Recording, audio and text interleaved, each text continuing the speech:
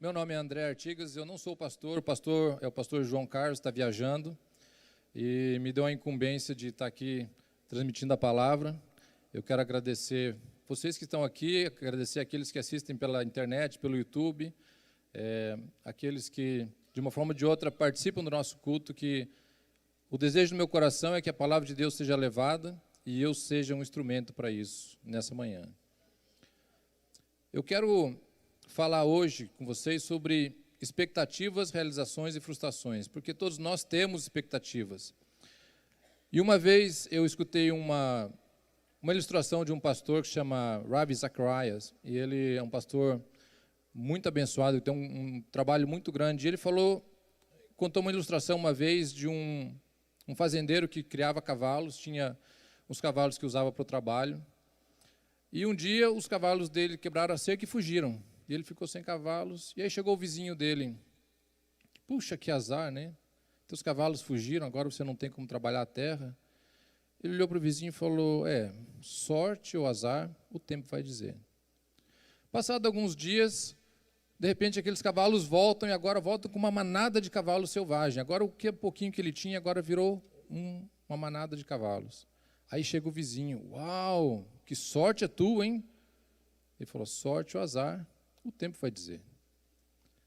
Aí naquela manada de cavalos, um dia o filho dele resolve domar um cavalo, e tentando domar o cavalo, cai, quebra a perna, aí volta o vizinho dele de novo.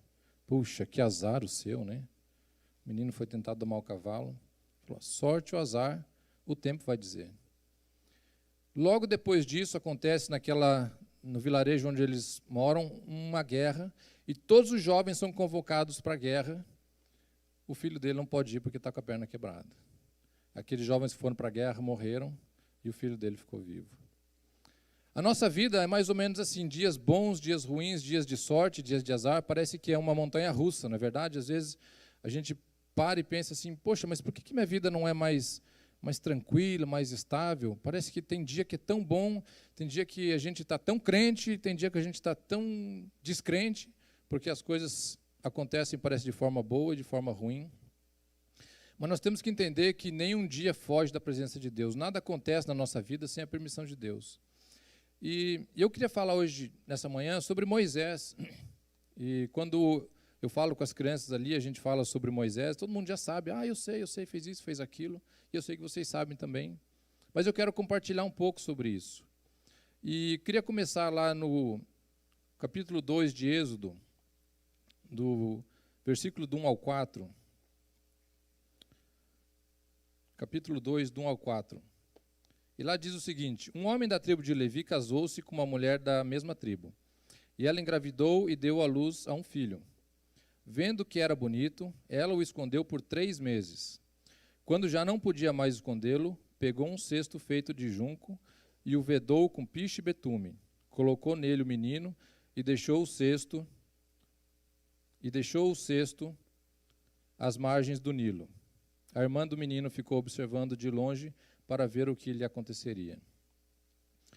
Só para lembrar esse contexto do que estava acontecendo, agora José, o pastor pregou sobre José uns domingos atrás, trouxe o povo de Israel para o Egito. Agora eles moram dentro do Egito. Só que José já morreu, o rei já morreu, agora já passou um tempo, eles já esqueceram, já passaram algumas gerações e eles já esqueceram de tudo isso que aconteceu. E o rei do Egito vê, de repente, aquele povo judeu no meio dele, no meio do povo egípcio, crescendo. E vê um povo que vai aumentando em volume de gente, e ele fala assim, não, peraí, isso aqui é perigoso. Esse povo, de repente, se rebela contra a gente, se une contra o inimigo e vai acabar com a gente, eles estão crescendo demais, vamos parar com isso. Aí ele faz o quê? Resolve fazer um controle de natalidade. Chama as parteiras, fala assim, olha, vocês que são as parteiras das hebreias, cada vez que nascer um menino, um nenê menino, vocês vão matar. Elas ficam desesperadas, como é que eu vou fazer isso? Tementes a Deus, elas não fazem aquilo. E o rei chama elas de volta. Fala, olha, eu estou vendo que vocês não estão fazendo o que eu falei. E elas, olha, veja bem, rei, as mulheres hebreias são muito boas de parto. A gente chega lá, o nenê já nasceu, não tem o que a gente fazer, a gente nem faz o parto. O rei engole aquilo ali, deixa elas irem, por misericórdia de Deus. O rei não mata elas, e elas criam a família delas. Só que daí ele coloca um decreto. Fala, olha, a partir de agora, todo nenê que nascer tem que ser jogado no rio. tem que ser jogado no rio Nilo, vão morrer, todos eles. E é nesse contexto de morte que nasce Moisés. A mãe dele, sabendo daquilo, quando vê que é um menino, deve ficar desesperada. Antigamente não tinha ultrassom, só sabia que o sexo do neném quando nascia, né? Aí vê, de repente, que nasceu um menino, vocês imaginem o desespero dela como mãe, de agora ter um menino, e agora ter que sacrificar aquele menino. Só que Deus tinha um propósito para a vida dela, para a vida de Moisés, e Deus tinha algo para a vida deles que ela não entendia e ela não sabia. A expectativa dela como mãe, como humana, era o quê? Eu tive um menino, eu vou perder o meu filho. Deus tinha uma expectativa diferente. A expectativa dela era de morte. Ela segura o nenê por 3 meses, até um tempo que o nenê não consegue mais, porque começa a chorar demais, começa a crescer, faz um cestinho para colocar ele no rio, para ele poder morrer longe dela, para ele não ver ele morrer.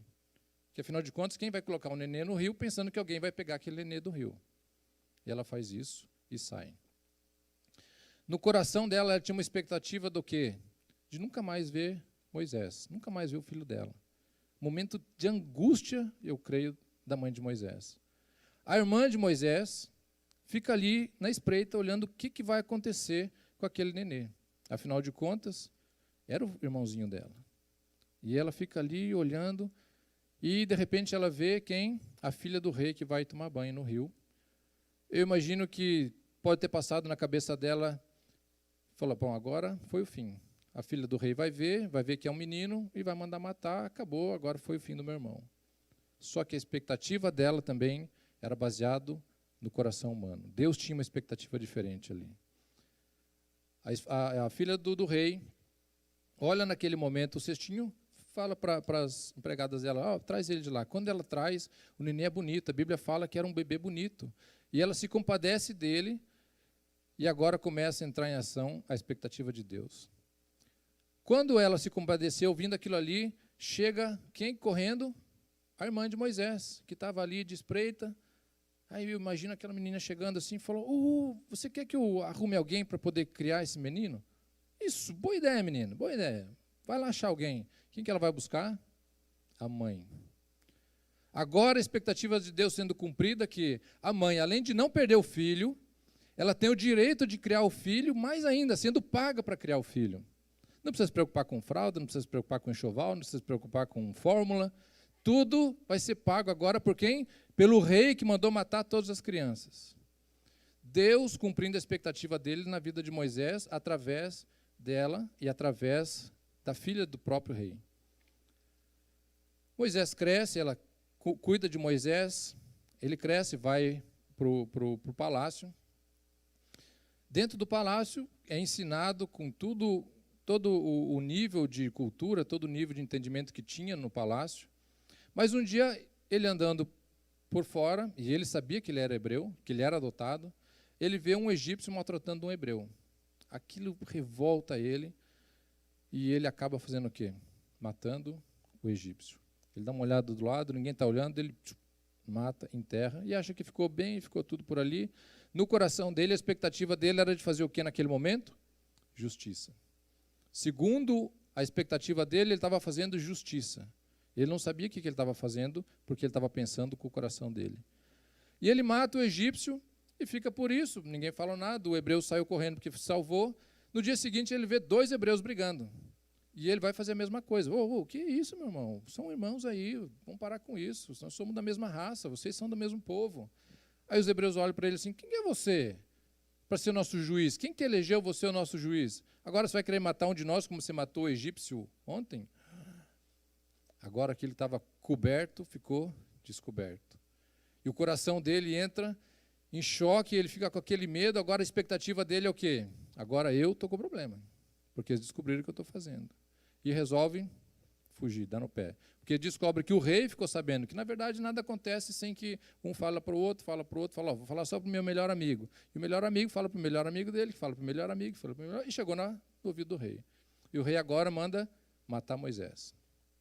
Jurado de morte pelo rei, desesperado, ele foge para o deserto. E no deserto, ele está lá perto de um poço, quando vêm as filhas de Jetro para pegar água. As meninas estão ali tentando pegar água, vem um pessoal, pastores, para pegar água também, falam, não, dá licença, sai daí, minha vez. Mulher não tinha muita chance naquela época. E Moisés vendo aquela situação, falou, peraí, o que é isso? Ajuda elas, além de ajudar elas, ele ainda dá a água para os camelos, para as ovelhas, e as meninas chegam mais cedo em casa. Quando chegam em casa, o pai dela, mas vocês já estão aqui, não demorou quase nada, hoje foi rápido, vocês deram água mesmo? Não, nós demos água, porque tinha um moço egípcio que nos ajudou. Quem que é esse moço? Traz ele aqui, vamos fazer ele jantar com a gente. Convida Moisés. Moisés acaba ficando ali, acaba morando com Jetro, acaba se casando com uma das filhas dele. Agora, qual que era a expectativa de Moisés no coração dele? Bom, meu passado ficou para trás, tudo o que eu aprendi no Egito, tudo aquilo ali foi bom até agora, mas agora o meu futuro agora é ser pastor de ovelhas. Eu vou ficar aqui cuidando das terras do meu sogro. Tá bom, esse é meu futuro agora. Essa é a expectativa que ele tinha para ele, mas não era ainda a expectativa de Deus para ele. Um dia, cuidando das ovelhas, ele vê quem? Uma moita pegando fogo. Chama a atenção, fala, aquela moita está pegando fogo já faz um tempão e não queima e só fica pegando fogo. Agora, ele vai olhar e Deus fala com ele. O próprio Deus chama Moisés e fala assim, vem aqui que eu tenho um plano para você. E Deus revela o plano para Moisés com detalhes. Olha, vai ser assim, eu tenho visto o povo sofrer, eu quero libertar o povo, o rei não vai deixar, eu vou fazer isso. E fala todo o plano para Moisés. Moisés, ok. Só que Moisés ainda continua olhando a expectativa do coração dele. E ele fala assim, não, mas eu não consigo fazer isso. Porque, primeiro, quem que sou eu para chegar e falar para o rei, olha, você tem que fazer isso, isso, isso. Ele não se via capaz de fazer aquilo, porque ele estava olhando para ele. Ele não estava, ainda que fosse Deus falando com ele, ele reconheceu que era Deus falando com ele, tanto que a Bíblia fala que ele se prostra, esconde o rosto, ele ainda olhava para a limitação que ele tinha no coração dele. Vindo de uma vida de vitória, de derrota, de vitória e derrota, estava para morrer, conseguiu sair, encontra um lugar para morar, e vendo que as coisas acontecem, mas ele não conseguia ver o plano de Deus para a vida dele. A expectativa dele ainda era uma expectativa humana. E Deus tentando colocar no coração dele essa expectativa divina que ele tinha para ele. Aí, ele fala assim, então tá bom, você não consegue, eu vou colocar então... daí ele deu 3 desculpas. Primeiro que ele não podia, não era capaz. Segundo que ele era gago, ele não tinha condição de falar. E isso era um homem que tinha sido instruído e tinha o entendimento do palácio. Aí ele coloca então Arão para poder ajudar ele. Até aqui, Moisés ainda não tinha visto ou não tinha entendido qual que era o total plano de Deus para a vida dele e qual que era a expectativa que Deus tinha para a vida dele. Ele estava até agora olhando na expectativa que ele tinha, porque era uma expectativa curta, de um futuro curto. Não, a minha expectativa é de ter isso, acontecer isso, e se não acontecer eu fico frustrado. Muitas vezes na nossa vida a gente vive da mesma forma como Moisés, a gente vê o poder de Deus fazendo alguma coisa, o próprio Deus vem e fala com a gente, e a gente, que bom, mas não é para mim. Oh Deus, que bom, nossa, que plano maravilhoso, isso é uma bênção, mas manda fulano, não manda eu não sou ninguém para fazer isso.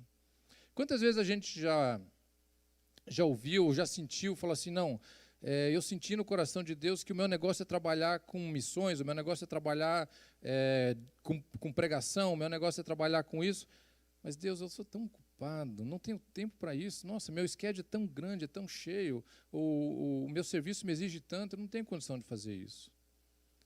Nós colocamos a expectativa de Deus em segundo plano e colocamos a nossa expectativa em primeiro plano.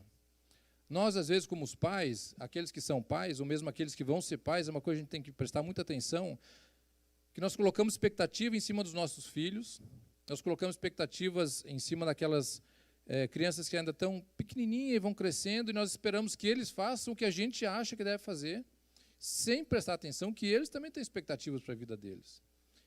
E ainda mais, além disso, que Deus tem uma expectativa para a vida dele. E nós pensamos que a expectativa que nós temos para o nosso filho é melhor do que a expectativa que ele tem e muitas vezes melhor do que a expectativa que Deus tem para ele. Eu costumo dizer que filho de pastor não é pastorzinho. Eu sou filho de pastor, eu posso dizer, eu estou aqui, não é porque eu sou um pastorzinho, porque meu pai é pastor, eu também sou pastor, meu irmão é pastor. Não, eu estou aqui porque eu um dia me coloquei na presença de Deus e falei assim, Deus, me usa no que for preciso. Não estou aqui porque meu pai é pastor, porque eu pedi para Deus ser usado. E quando eu falei para Deus isso, me deu um frio no coração, porque eu sabia de que muitas vezes o que Deus queria que eu fizesse não é a mesma coisa que eu talvez gostaria de estar fazendo. Só que se eu quero viver o propósito de Deus na minha vida, eu tenho que deixar Deus me usar da forma que Ele quer usar. Se você quer ser abençoado e cumprir o propósito de Deus, você tem que abrir mão daquilo que você acha que é a tua expectativa e buscar qual que é a expectativa de Deus. Moisés, até aí, ele estava começando a entender qual era a expectativa de Deus para a vida dele. Aí ele vai falar com o povo, e Deus ainda deu a chance dele, que Deus falou assim, eu vou te fazer o seguinte, joga esse cajado que você está na mão, ele vai virar cobra, e você pega ele de novo, e apresenta isso na frente do povo. Se o povo não acreditar, aí Deus falou para ele colocar a mão no peito, põe a mão no peito, ficou leproso, tira a mão do peito, Deus vai curar. Faz esses milagres no meio do povo, que o povo vai entender. E o Moisés fez isso, e ele começou a entender um pouquinho do que era a circunstância de viver segundo a expectativa de Deus. Ainda que ele visse que ele não tinha capacidade, ele começou a entender que a capacidade não vinha dele. Ele começou a entender que as coisas não vinham da mão dele. O milagre ele não poderia fazer a partir dele. Quando ele começou a entender isso, as coisas começaram a mudar de figura. Quando ele vai falar agora com o faraó, quando ele vai falar com o rei, lógico, não vai deixar ninguém ir. Um povo enorme do jeito que era, 1 milhão de pessoas, trabalhando como escravos. Agora o rei não ia falar, sim, não, pode ir tranquilo. Se bem que essa era a expectativa dele, porque ainda era expectativa humana. Não, Deus falou, vou chegar lá, o faraó vai falar, com certeza, pode pegar as coisas dele e ir. Mas não foi assim que aconteceu. Porque Deus tinha um propósito ainda maior, de provar o poder dele para Moisés e para todo aquele povo. Aí começam a vir as pragas. A primeira praga, Moisés já estava embutido nesse entendimento de expectativa. Quando Moisés vai falar com o rei, e o rei fala, não deixa, falou, então tá bom, você não quer deixar, Deus vai mandar a primeira praga. Ele não duvidou naquele momento do coração dele que Deus ia fazer o que tinha falado de fazer. Por quê? Porque agora o foco dele já começou a mudar, já saiu do que ele podia fazer, porque ele sabia que ele não ia poder mandar praga nenhuma. Ele não ia poder mandar rã, ele não ia poder mandar transformar o Nilo em sangue. Agora, se ele continuasse esperando na expectativa dele, as coisas não iriam acontecer. Se ele continuasse crendo que, quando eu bater no rio, vai sair alguma coisa do meu cajado, vai fazer por mim, as coisas não iam acontecer. E é isso que Deus busca da gente, que a gente chegue num ponto em que a gente fala assim, olha, agora eu não posso fazer nada. Eu vi uma frase interessante que diz que é de joelhos que a gente enxerga mais longe.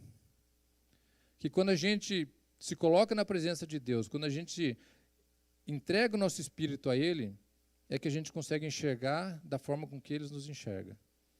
Deus tem um propósito para mim, para você, para cada um de nós aqui, só que esse propósito depende nós entendermos qual que é a expectativa dEle para a nossa vida. Em vez da gente viver na nossa expectativa de, eu vou fazer isso para poder gerar aquilo, ou na expectativa da bênção que vai acontecer, muitas vezes a gente dá mais valor para a bênção que a gente espera do que para aquele que dá a bênção. Muitas pessoas fazem as coisas baseadas com a expectativa de que o que vai receber, e dá mais valor do que vai receber, do que valor de estar cumprindo a ordem daquele que vai dar aquilo que ele vai receber.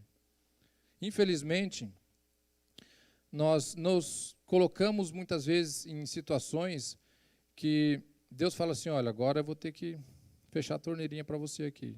Porque o que eu tenho te dado está colocando um patamar mais alto do que eu, que sou dono dessa bênção. E nós não entendemos porque às vezes as coisas começam a desandar e as coisas começam de repente a dar errado, porque Deus está falando assim, eu sou mais importante. Você está recebendo isso daqui porque você está me obedecendo. Você não está recebendo isso daqui porque você merece, você não está recebendo isso daqui por nada mais, simplesmente pela minha graça, porque você está me obedecendo. Quando o povo saiu do Egito, ele não só saiu do Egito, como ele saiu rico. Todas as mulheres, quando foram sair do Egito, todos os hebreus, quando foram sair do Egito, pediram para os egípcios, me dá... Na Bíblia fala que eles podiam pedir o que quisessem, ouro, prata, pedra, o que fosse, e os egípcios deram à vontade para ele.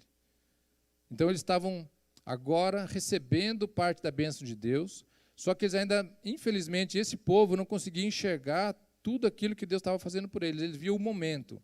Nossa, nós conseguimos, que bênção, alegria, aquela coisa toda. Mais para frente, a expectativa deles é frustrada, o que acontece? Não, esse Deus, Moisés, você trouxe a gente aqui para o Egito para morrer aqui no Egito? Ele tem, infelizmente, altos e baixos, sorte e azar o tempo inteiro na vida dele.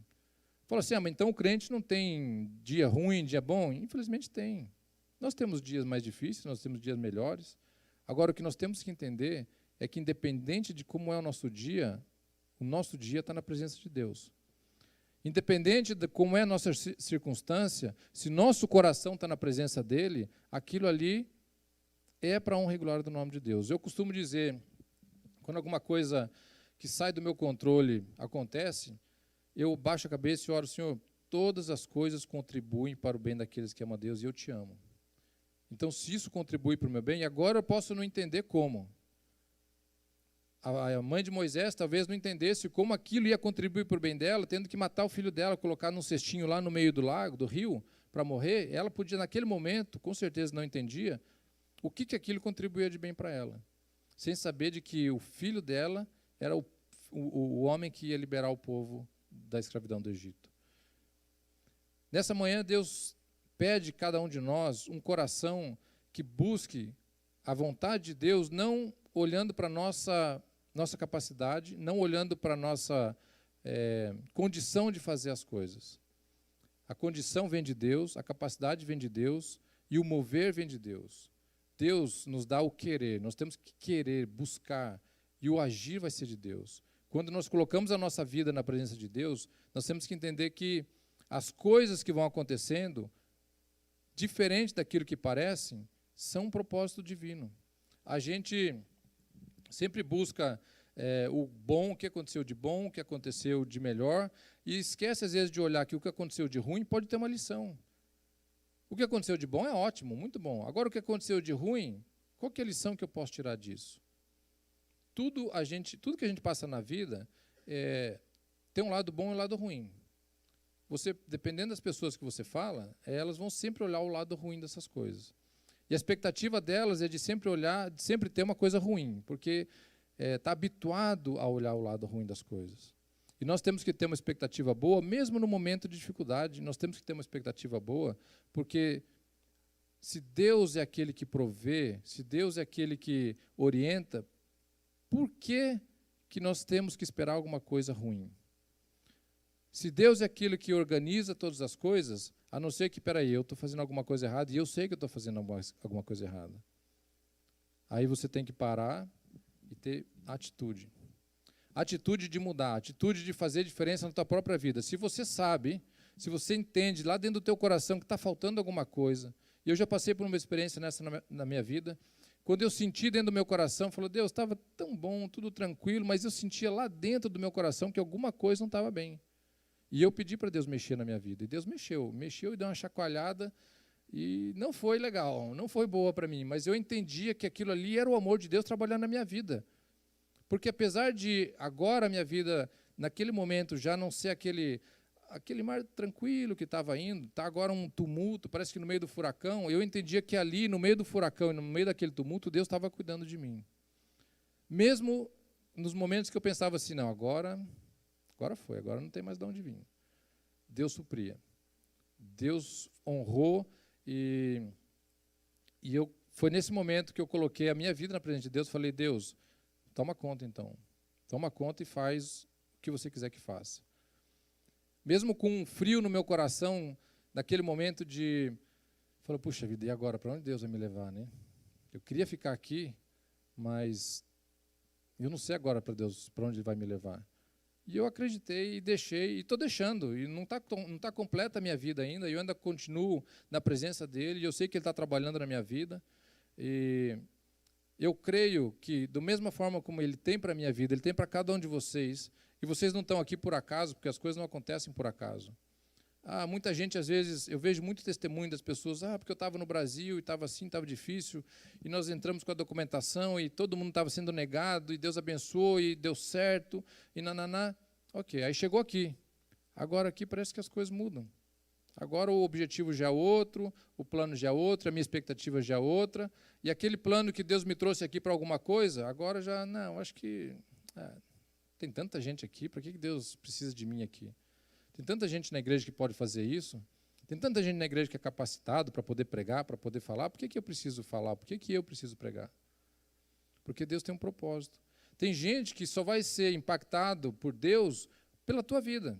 Só você vai conseguir impactar aquela pessoa, porque por causa do teu testemunho, ou por causa da proximidade que você tem. Só que nós, muitas vezes, olhamos para nós e falamos, não, como é que eu vou impactar a vida daquela pessoa? Eu não tenho essa capacidade. Moisés falou para Deus isso, Deus, eu não tenho essa capacidade. E Deus falou, você tem. Tem porque Deus já colocou em nós. O pastor João já falou muitas vezes aqui sobre a semente, e a semente tem dentro dela tudo que ela precisa para ser o que ela é. Nós temos dentro de nós tudo que nós precisamos para ser o que nós vamos ser. Se eu não estou sendo ainda, é porque ou eu não deixei essa semente germinar, ou quando ela começou a germinar, eu podei ela. Falou, Deus, eu não quero, eu nasci para ser macieira, não, mas eu quero ser laranjeira, Deus. Não, sai um broto de maçã, não, eu vou cortar esse broto de maçã porque eu quero ser laranjeira. E nós vamos viver a vida inteira cortando o broto, falar, agora vai sair, a gente corta o broto. Porque a expectativa que nós temos não é a expectativa de Deus. E a gente acaba se frustrando, a gente acaba se magoando, a gente acaba frustrando as outras pessoas, porque a gente espera delas alguma coisa e elas não correspondem àquilo que a gente espera, a gente se frustra, se afasta. E, infelizmente, eu já ouvi um ditado que parece muitas vezes ser verdadeiro, de que a igreja é o único exército que abandona o soldado ferido. Quando as pessoas nos frustram ou quando as pessoas não realizam aquilo que a gente esperava que elas realizassem, isso aqui não serve. E a gente deixa de lado. E às vezes aquela pessoa, nesse momento, é que está precisando do nosso apoio, nesse momento que ela está precisando do nosso ombro, da nossa ajuda, e nós simplesmente falamos, não dá. Você não se enquadra no que a gente está planejando aqui. Não se enquadra para o que Deus quer para essa igreja. Se a igreja é um hospital, quem que não se enquadra dentro do hospital? Tem gente que é muito doente para poder ir para o hospital, será? Só que quando a gente acaba vivendo a realidade do dia a dia da igreja, a gente acaba vendo que a igreja não é mais um hospital. A igreja acaba sendo um clube de gente sadia. Porque aqui só tem santo, só tem gente perfeita, só tem gente que vai para o céu, se duvidar tem que amarrar um tijolo, senão vai passar do céu, de tão boa que ela é. Tem gente tão boa na igreja que tem que fazer assim. Aí tem gente que quer sentar do lado para pegar carona, né? Segura aqui para ir junto. Gente, não vai junto. Não vai nem com a esposa, nem com o esposo. A minha mulher é uma mulher de oração, que bênção, ela orou por mim hoje. Eu não vou precisar fazer oração, porque eu sei que ela já orou por mim. Não adianta. Na aba do meu chapéu você não vai conseguir subir. Infelizmente, as pessoas acabam querendo pegar carona com os outros, sendo que, na presença de Deus, nós somos únicos e individuais. Deus olha para mim e olha para cada um de vocês individualmente. Não interessa se a tua família é uma bênção, não interessa se gerações na tua família foram uma bênção. Como que está a tua vida na presença de Deus? Será que eu estou seguindo a expectativa que Deus tem para a minha vida? Ou eu estou indo na aba do meu vizinho, na aba do pastor, da esposa, do esposo, os filhos na aba dos pais? Deus, quando chegar lá quando nós chegamos na presença de Deus, Ele vai olhar para nós e Ele vai ver uma pessoa. Toda a oração que foi feita por aquela pessoa, está lá anotado, tem a ficha lá com tudo, fulano orou por você, Beltrano, crédito para ele, crédito para ele, mas você não quis nada. Eu achei interessante uma vez o pastor Max Lucado falando de um sonho que ele teve, e ele já escrevia livros, impacta muita gente, e ele está na presença de Deus. Aí ele chega, Deus lá, e ele todo esperançoso, né, de ouvir o que Deus vai falar para ele, vai primeiro, vai na frente de Deus fala um monte de coisa, aí chega a vez dele. Aí ele está lá esperando, aí fica aquele silêncio, Deus olhando para ele. E aquele sorriso já vai murchando, e ele ali na presença de Deus, e Deus continua olhando para ele, e começa a ficar incomodado. Falei, começo a olhar do lado, será que está uma coisa errada? E o silêncio continua. Aí ele pergunta para Deus, Deus, não vai falar nada, né? Estou aqui. Eu estou procurando ver se eu acho alguma coisa de mim em você. Porque quando a gente faz as coisas, a motivação que a gente faz as coisas é o que representa o que Deus quer.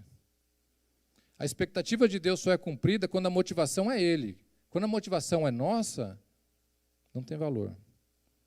Eu sou um grande escritor, eu sou um grande pregador, eu movo as pessoas, eu movo a multidão. Para quem? Será que é para mim? Se for para mim, não tem valor nenhum. Será que eu movo a multidão porque é um mover de Deus, ou eu movo a multidão porque eu sou um bom orador, porque eu sou bom de falar, porque eu sou engraçado, porque eu sou o quê? Não. Se a motivação é essa, não, infelizmente, não tem valor na presença de Deus. São coisas que muitas vezes parecem normais, muitas vezes parecem comuns, e acabam caindo uma coisa como corriqueira, acaba ficando tão natural, tão normal, que a gente acaba esquecendo do valor que tem isso. Esquecendo de voltar para esse primeiro amor, de buscar, Deus, o que eu tenho que fazer? Deus, qual que é o propósito da minha vida? Por que eu estou aqui, Deus? Por que eu estou dentro dessa igreja? Por que eu estou dentro dessa família? Por que eu estou nesse trabalho? Por que eu estou nesse ministério? Qual que é o propósito de Deus para a nossa vida? Quem que eu estou agradando? Eu estou agradando a pessoa que está do meu lado, ou eu estou agradando a Ele? Será que eu estou sendo um crítico e, não, eu estou aqui porque eu sou um santo e eu vou mostrar para eles como é ser santo? Nós temos que nos colocar na presença de Deus no sentido de que, Deus, eu não sou nada, mas aquele que me colocou aqui é tudo. E eu sou aqui como uma ferramenta na presença dEle. Quando nós entendemos isso, as coisas começam a mudar de figura na nossa vida e as expectativas nossas começam a mudar. Porque agora nós não esperamos mais do que eu posso fazer, eu não espero mais do que, eu tenho que cumprir a expectativa do meu pai. Meu pai sempre pensou que eu fosse ser um advogado, meu pai sempre quis que eu fosse ser um engenheiro, e é por isso que a gente vê tanto prédio caindo, a gente vê tanta gente indo para a cadeia, a gente vê tanta gente com erro médico, porque a gente estava cumprindo a expectativa do pai, da mãe, da família, e não era a expectativa que Deus tinha para nós. Eu sempre comento, e é uma coisa assim que me impactou muito, o teatro, quando eles fizeram daquelas 3 pessoas, fulano, o que você fez? Não, eu estou aqui, eu preguei, eu fiz isso. Falei, mas eu não sou isso que você falou. Não, eu te chamei para ser isso, eu te chamei para ser um contador, eu te chamei para ser dona de casa. E a gente não para ouvir qual que é a expectativa de Deus para nós. A gente fala, eu acho que Deus me chamou, se eu sou filho de Deus, com certeza Ele me chamou para ser, no mínimo, dono de uma multinacional. Eu sou filho de Deus. Amém. Pode ser dono da multinacional? Amém, pode ser. Se esse é o propósito, se Deus vai te abençoar lá, amém. Agora tem gente que sobe em cima de uma tampinha de garrafa e fala, agora eu estou por cima. Gente, dá licença que agora eu estou por cima. E a gente esquece de que às vezes foi Deus que te levantou naquela tampinha de garrafa. Nós colocamos toda a expectativa naquilo que nós somos capazes de fazer, colocamos expectativa de cumprir a expectativa dos outros e deixamos de lado o que Deus quer. E Deus está falando, volta para o primeiro amor. Deus falou para Moisés, Moisés, esquece do que você é capaz de fazer. Moisés, deixa de lado o que você é capaz de fazer e faz o que eu estou te falando. Quando Moisés entendeu isso, quando Moisés se colocou na presença de Deus, falou, Deus, eu vou fazer. Eu não vou pensar como que o milagre vai acontecer, eu não vou pensar se o milagre vai acontecer. Ele agora tinha certeza de que se Deus falou, olha, vai vir rã, vai vir gafanhoto, vai vir escuridão. Mas Deus, como que vai vir escuridão? De onde que vai vir tanta rã, Deus? Não, Ele não se preocupou com isso. Quando nós paramos de nos preocupar como que as coisas vão acontecer, quando nós deixamos de lado, mas como que isso vai acontecer? Se aquilo é de Deus, vai acontecer. É muito interessante quando as pessoas recebem profecia, né? Palavra, e a coisa melhor que tem, né? Ou receber uma palavra de Deus, e a palavra, normalmente, quando ela para a gente ganhar, receber uma bênção, a gente leva aquilo com força para todo lugar. Deus me deu uma palavra assim, que eu vou ser isso, que eu vou ser aquilo, e aquilo enche a gente de ânimo, e a gente já começa a falar, Deve ser disso aqui. Ou Deus falou que ia me prosperar muito, e alguém chega assim, fulano, eu tinha um negócio eu queria conversar com você. Deve ser esse negócio, deve ser de Deus. A gente quer um negócio para amanhã, né? Deus dá uma palavra assim, olha, eu vou te prosperar, você já fica ligado, alguém vai me falar alguma coisa. A pessoa falou assim, porque o fulano estava pensando no negócio. Esse é um negócio, esse é de Deus, isso é de Deus, aleluia, isso é de Deus. Será que é de Deus? A gente vê historicamente na Bíblia, como as palavras foram acontecendo, cumprindo na vida das pessoas, e se a gente for olhar por esse padrão, a gente tem que ficar um pouco pé atrás, porque as coisas demoraram para acontecer. As coisas não aconteceram amanhã, no dia seguinte, as coisas demoraram um pouco para acontecer. Só que a gente quer que a coisa aconteça, Deus falou hoje, amanhã a gente está procurando já. Não, é quem? Quem quer casar, às vezes Deus fala assim, olha, eu vou te dar um esposo, vou te dar uma esposa. A pessoa olhou para ele, Deus é ele, é ela, Deus, tenho certeza que é ela, mas se for bonitinha, né? É ela. Gente, é uma coisa séria a gente esperar em Deus e a gente ter essa expectativa de deixar cumprir a expectativa de Deus na nossa vida. É uma coisa muito séria a gente buscar não a consequência, porque a bênção só é uma consequência. A bênção é só o resultado daquilo que Deus fez ou que Deus vai fazer. Nós temos que buscar agradar o Deus que vai dar a bênção, em vez de agradar pela bênção que Ele deu. E quando a gente consegue entender isso, a gente começa a limpar um pouco aquilo que atrapalha o nosso caminho, porque o inimigo é mestre em fazer o seguinte, como é que você vai fazer um negócio desse? É muito grande para você. Olha quem você é para fazer isso. E Deus falou assim, olha, eu vou fazer de você uma grande nação, como falou para Abraão. Aí Abraão podia pensar assim, eu e a Sara, coitadinha da minha mulher estéril, não pode fazer nada. Como é que eu vou ter uma grande nação e uma mulher estéril? Daí ele vai dar um jeitinho, dar uma mãozinha para Deus, e não é isso que Deus quer. A bênção vem na hora certa, a bênção vem no momento certo, mas no momento que a gente está preparado de saber de que o mais importante não é a bênção que a gente recebeu, o mais importante é saber que a gente está agradando aquele que deu a bênção. Que a gente possa, nesse momento, nessa manhã, fazer uma reflexão. Deus, será que eu estou me agradando mais da bênção do que eu estou agradando daquilo que eu estou fazendo para o abençoador? Quando a nossa alegria passa em ser agradecer a oportunidade de poder fazer a coisa para o abençoador, a bênção se torna maior. Quando a minha alegria é, Deus, obrigado de poder ser usado para fazer a tua vontade. Deus, continua me usando para fazer a tua vontade. Aí, de repente, as coisas vão acontecendo e você vê que as coisas vão acontecendo e as pessoas em volta de você falam, uau, o que está acontecendo com você? Porque eu estou agradando ao dono da bênção. E eu não estou simplesmente agradando para poder receber a bênção. É uma coisa, parece que tão pequenininha a diferença, é tão simples, é simplesmente a questão de qual é a tua motivação.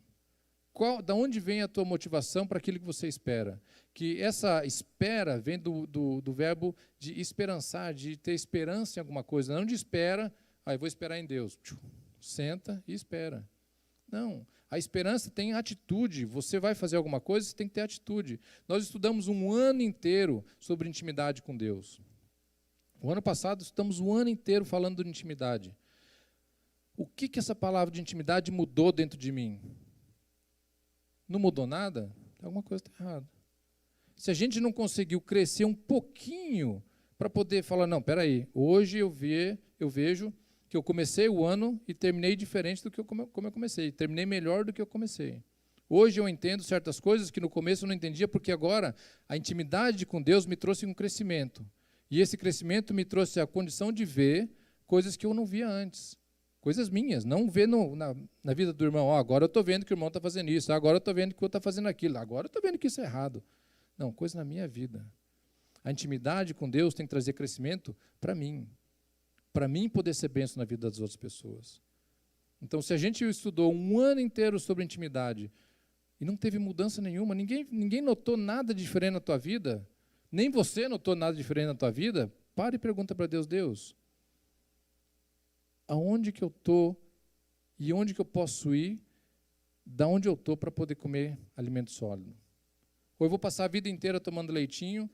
Eu tenho 5 filhos, em vários estágios, né? de 25 a 4. Então, assim, tem uma experiência de que cada um deles come. Se eu tivesse a vida inteira dado para eles só leitinho, fórmula, papinha, hoje talvez ia ser umas bolinhas, né? Bem assim, redondinha, rechonchuda, sem se mexer muito, ia mais ou menos andar assim meio se arrastando, porque não ia ter estrutura. Porque ia passar a vida inteira comendo fórmula, leitinho, papinha, não ia estar preparado para poder crescer, não ia estar preparado para poder andar. Ia ficar um adulto, molão, gordo, sem propósito. A Fer não ia ficar bonita assim, né, Fer? Ainda bem que Deus não deixa a gente fazer isso. Só que muita gente dentro da igreja está assim, tão crente gordo, espiritualmente falando, que se alimentou a vida inteira de papinha, e quando alguém fala assim, vou te dar uma papinha de feijão, que é um pouco... Não, feijão não, irmão. Leitinho, por favor. Que sabe que se eu começar a comer o feijão, eu vou começar a ficar mais forte. Se eu ficar mais forte, ele vai pedir para mim fazer alguma coisa. Então, continua na papinha. Gente, a vida inteira comendo papinha, a gente não vai chegar em lugar nenhum. A gente não vai conseguir cumprir a expectativa que Deus tem para a nossa vida se a gente viver a vida inteira comendo papinha.